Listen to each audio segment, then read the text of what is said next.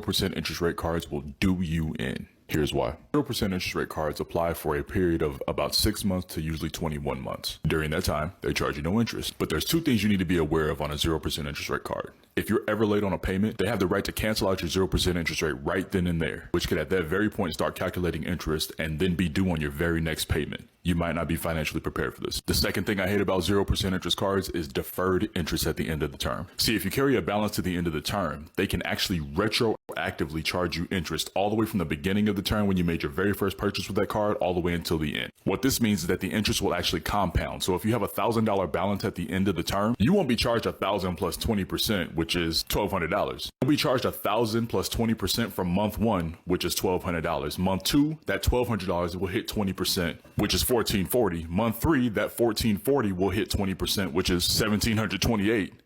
The next month, that $1,728 occurs 20% interest, and so on and so forth. By the time you get to the end of that, you could end up owing upwards of almost $9,000 on using a card for $1,000 at the beginning of that 12-month 0% interest rate. So while 0% interest rate cards are really, really good, especially during that intro period, be very, very careful how you operate with them moving forward, because leaving any balance of any kind can really put you in a bind when it comes to the end of that intro period. Follow for more tips that'll help you increase your credit scores.